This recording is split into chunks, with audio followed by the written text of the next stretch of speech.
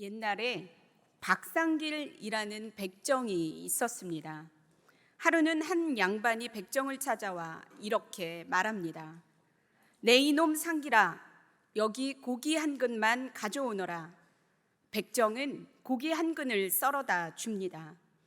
잠시 후 다른 양반이 찾아와 말을 합니다. 여보게 박서방, 여기 고기 한 근만 갖다 주게. 백정은 고기를 처음 온 양반의 것보다 큼직하게 썰어 지금 양반에게 줍니다. 그것을 보고 첫 번째 양반이 버럭 화를 냅니다. 내 이놈 상길아, 어찌하여 저 양반의 것은 크고 내 것은 이렇게 작단 말이냐. 그러자 백정은 웃으면서 대답합니다.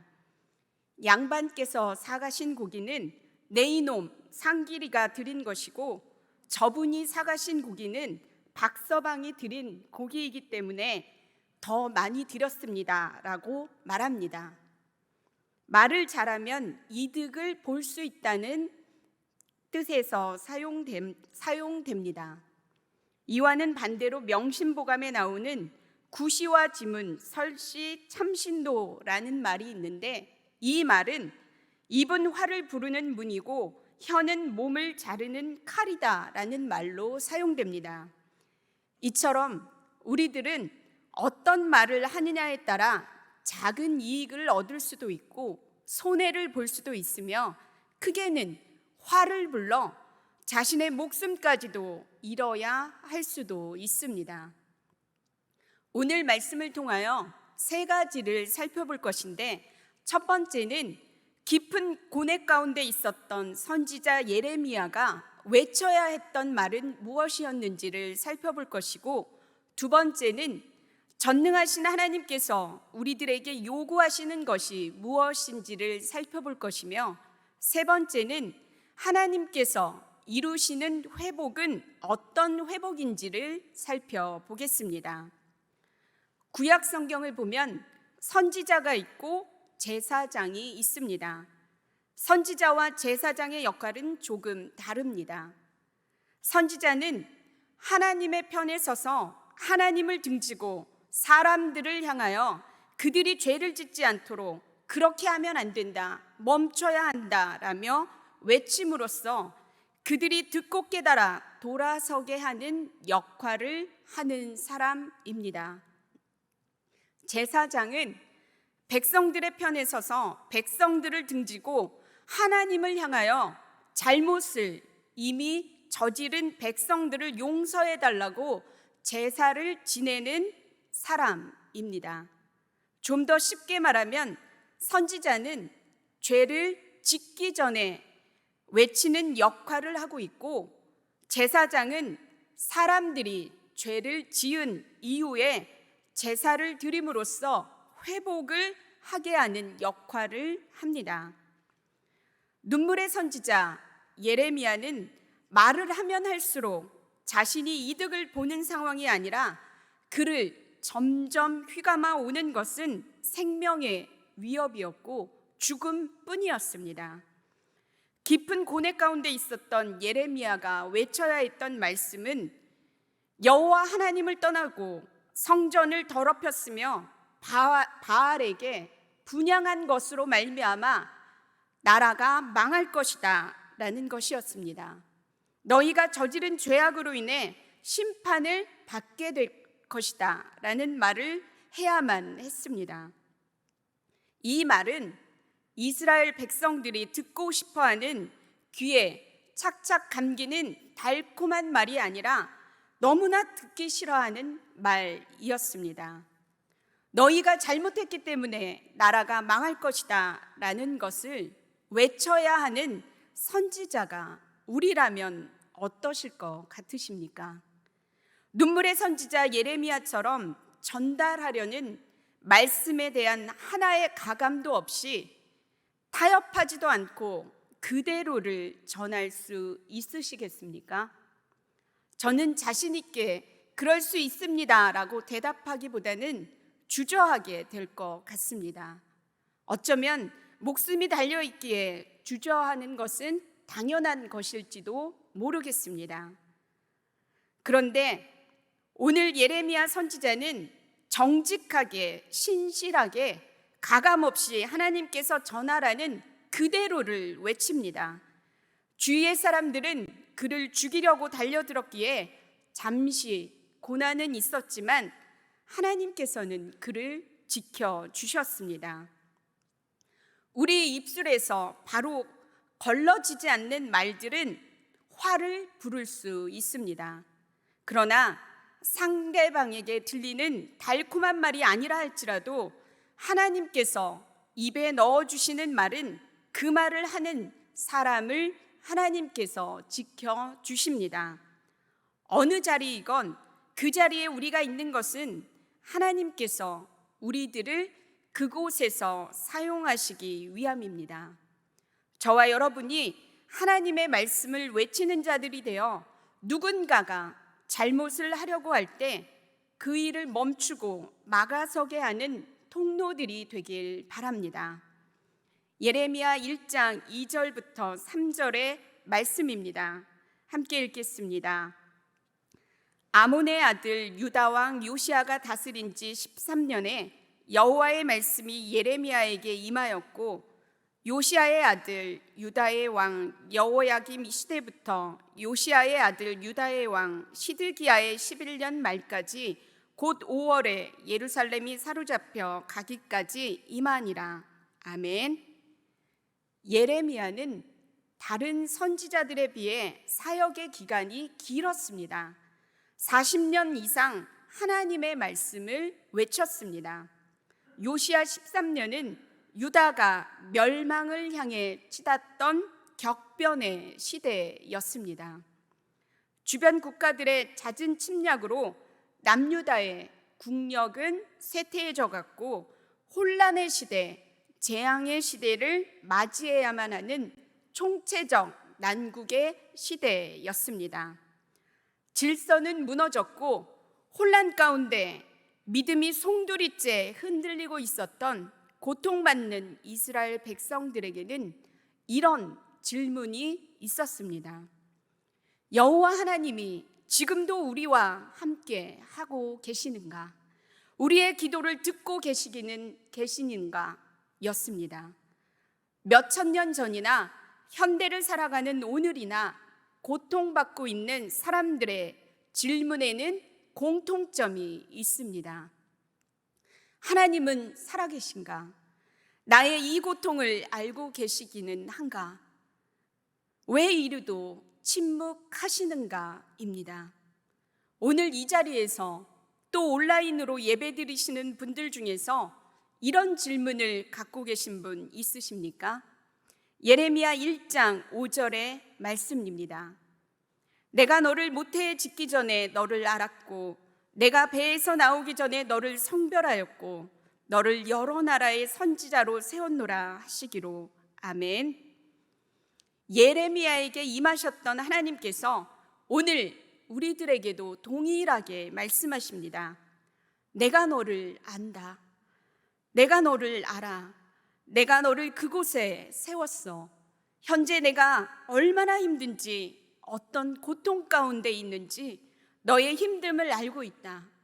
넌 혼자가 아니다. 너의 기도를 듣고 있다.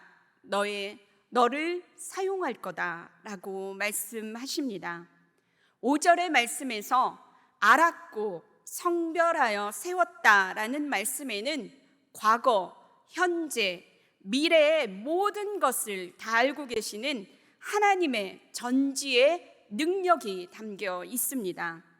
하나님께서는 우리 한 사람 한 사람의 과거부터 오늘에 일어나는 모든 일들을 모르는 것이 없이 다 알고 계십니다.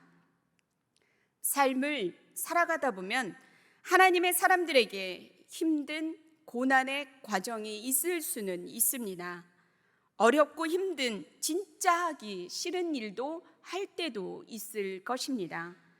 그러나 반드시 우리가 기억해야 하는 것은 우리와 항상 함께 하시는 하나님께서 그 일을 감당케 하여 주시고 알고 격려하고 계시다는 것입니다. 저와 여러분의 고단한 삶에 내가 안다, 내가 알아, 힘들지, 이 한마디가 우리 모두에게 모든 근심과 걱정을 덮게 되길 바랍니다.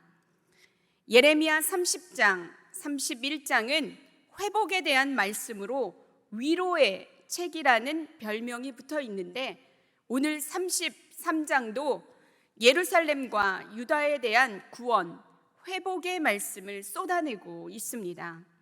본문 1절의 말씀입니다. 우리 1절의 말씀을 함께 읽겠습니다. 예레미야가 아직 시위대 뜰에 갇혀 있을 때에 여호와의 말씀이 그에게 두 번째로 임하니라 이르시되. 아멘. 선지자 예레미야는 지금 시위대 뜰에 갇혀 있습니다. 어딘가에 갇혀 있다는 것은 그 사람이 할 수 있는 것이 아무것도 없음을 의미하기도 합니다. 여기에서 느낄 수 있는 감정은 무기력함입니다. 성경은 예레미야가 시위대 뜰에 갇혀 있다는 것을 설명하면서 아직이라는 단어를 삽입하고 있습니다. 아직이라는 말은 32장에서와 마찬가지로 예레미야는 여전히 지금도 자유의 몸이 아닌 갇혀 있다는 것을 말해줍니다. 하루 이틀이 아닙니다. 무기력함 가운데 있었던 예레미야는 어쩌면 무기력함을 뛰어넘어 이제 모든 것이 끝났구나 하는 깊은 절망감에 빠져 있었을지도 모르겠습니다. 처절하게 자신의 무능이 드러나는 현장에 있을 때, 그때 두 번째 하나님의 말씀이 임합니다. 하나님의 말씀이 임했다는 것은 하나님께서 하실 말씀이 있다는 것입니다. 본문 2절과 3절의 말씀입니다. 2절과 3절의 말씀 함께 읽겠습니다. 이를 행하시는 여호와, 그것을 만들며 성취하시는 여호와, 그의 이름을 여호와라 하는 이가 이와 같이 이르시도다. 너는 내게 부르짖으라. 내가 내게 응답하겠고 내가 알지 못하는 크고 은밀한 일을 내게 보이리라. 아멘. 예레미야를 알았고 성별하였고 세우신 하나님께서 누구보다 예레미야의 절망을 하시고 선포하신 말씀은 나는 나다입니다. 요한복음에서도 에고에임이라고 해요. 예수 그리스도께서 7가지로 자신을 드러내셨습니다. 나는 생명의 떡이고 세상의 빛이고 양의 문이고 선한 목자이며 부활이고 생명이고 길이고 진리이고 생명이며 참 포도나무라고 말씀하셨습니다. 자신을 나는 누구다라고 드러낸다는 것은 그 안에 전능이라는 능력을 담고 있습니다. 다 하실 수 있다는 자신감이 묻어나기도 합니다. 못하는 것이 없다는 의미입니다. 자신을 뭐라고 소개하고 있습니까? 우리 하나님께서는 일을 행하시는 여호와, 그것을 성취하시는 여호와라고 말씀하십니다. 모든 것을 이루시는 전능하신 하나님이십니다. 1절에서 무능한 예레미야 인간이 나왔다면 2절에서는 모든 것을 성취하시고 이루시는 하나님의 전능이 나오고 있습니다. 저자는 인간과 하나님을 대조하고 있습니다. 오늘 꽉 막혀 있는 현실 가운데에서 무능한 인간이 되어버린 것 같은 삶을 살고 계신 분 있으십니까?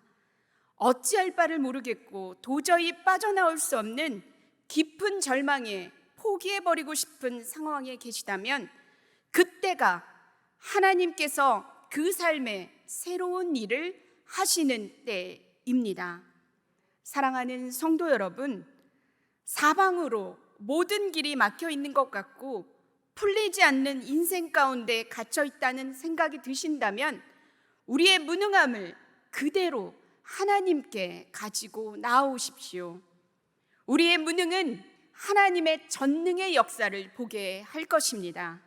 저와 여러분의 삶에 일을 행하고 성취하시는 여호와 하나님을 만나게 되길 바랍니다. 본문 3절의 말씀입니다. 너는 내게 부르짖으라. 내가 내게 응답하겠고 내가 알지 못하는 크고 은밀한 일을 내게 보이리라. 아멘. 3절에서 일을 행하고 성취하시는 하나님께서 선지자 예레미야에게 요구하시는 것이 있습니다. 그것은 부르짖음, 기도입니다. 우리 하나님은 모든 것을 다 하실 수 있음에도 불구하고 홀로 하지 않으십니다. 사람과 함께 하시기를 즐겨 하십니다. 전능하신 하나님이시기에 무기력한 예레미야에게 나타나셔서 짠하고 이적을 베푸실 수도 있습니다. 그런데 우리 하나님의 방법은 예레미야와 함께였습니다. 여기에서 우리들은 놀라운 영적 비밀을 깨달아야 합니다. 하나님의 전능은 우리들의 부르짖는 기도를 통해서 역사하신다는 것입니다. 사랑하는 성도 여러분, 하나님과 함께하는 하나님이 주시는 우리들의 인생 플랜은 아직 끝나지 않았습니다. 우리들이 부르짖지 않으면 우리 삶에 아무 일도 일어나지 않습니다.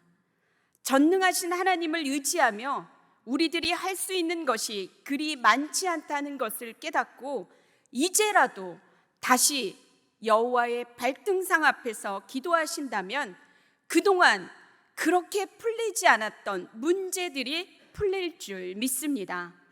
응답될 것입니다. 놀라운 하나님의 일하심을 볼 것입니다.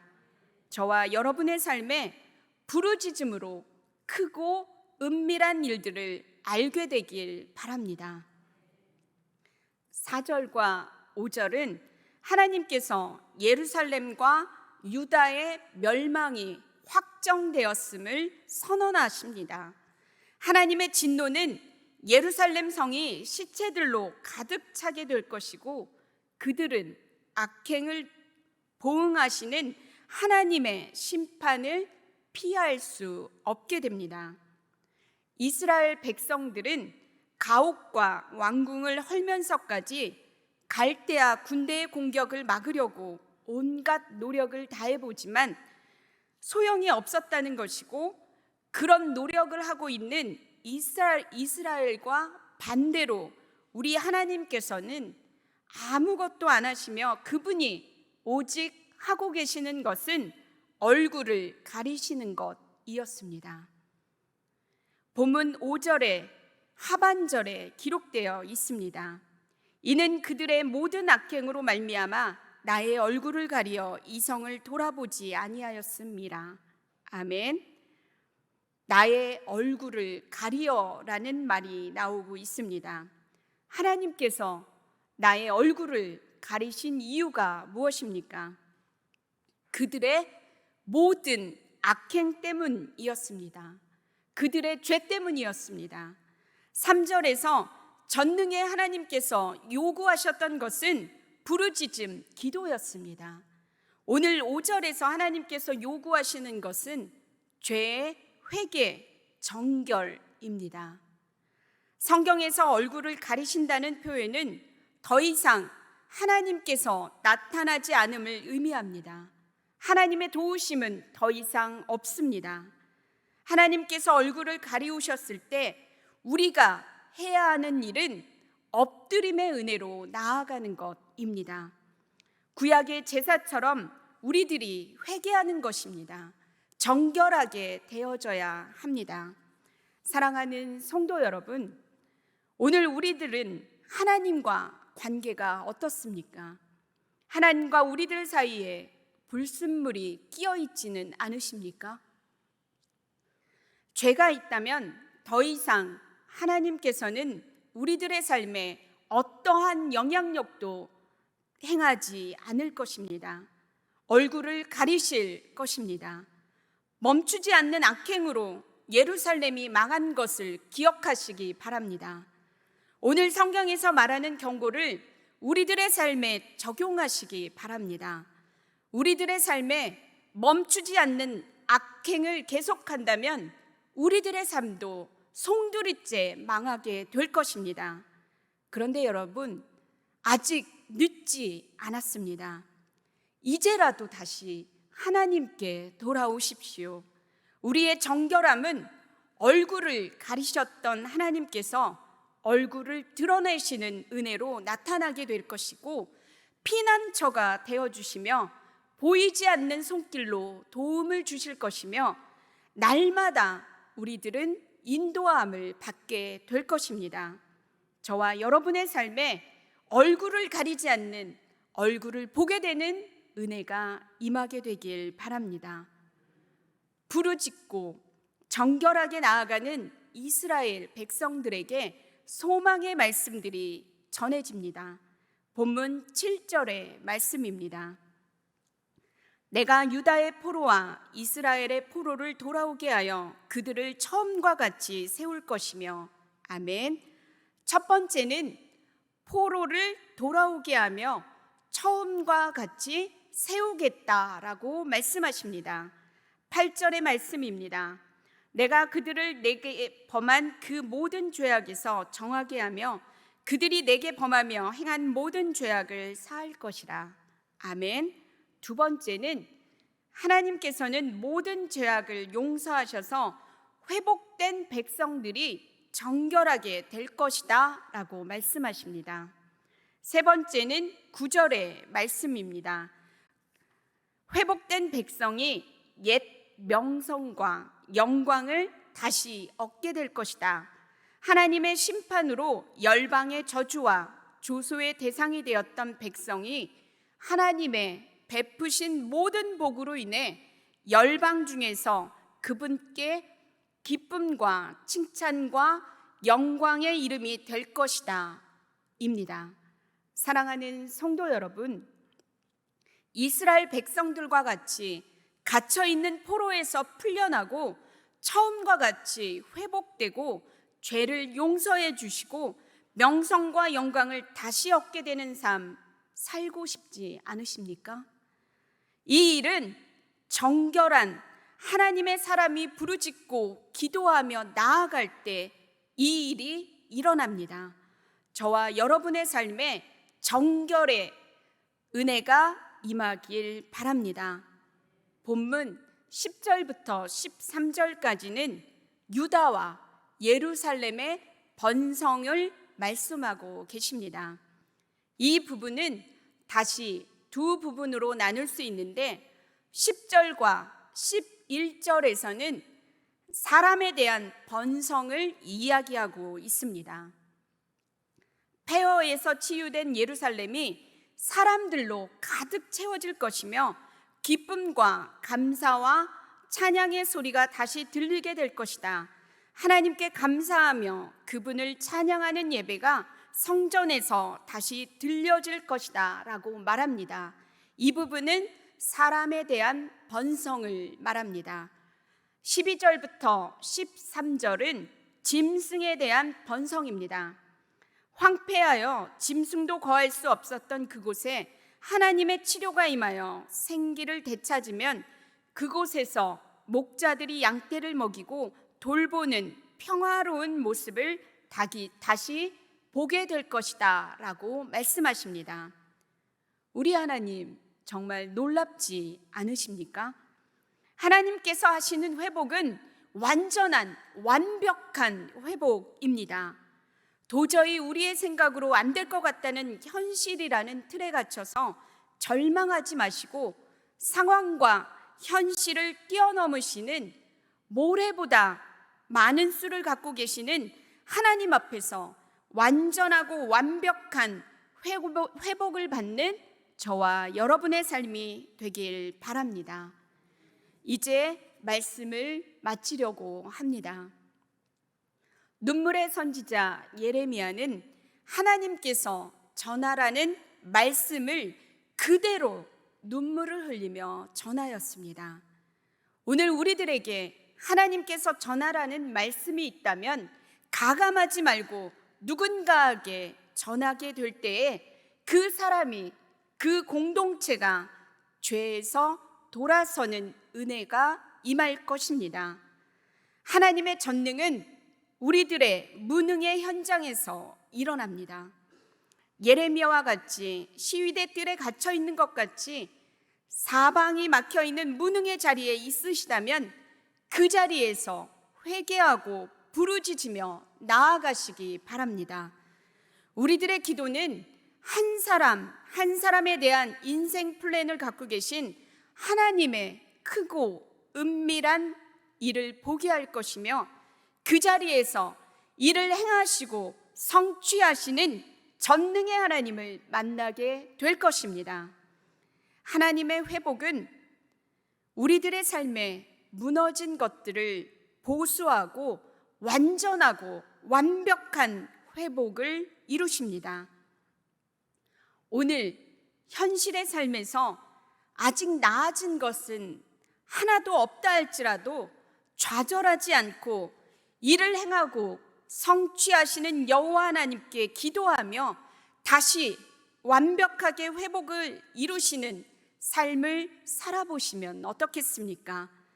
저와 여러분의 삶에는 얼굴을 가리지 않으시고 드러내시는 하나님의 은혜가 평생 임하길 바랍니다. 기도하겠습니다.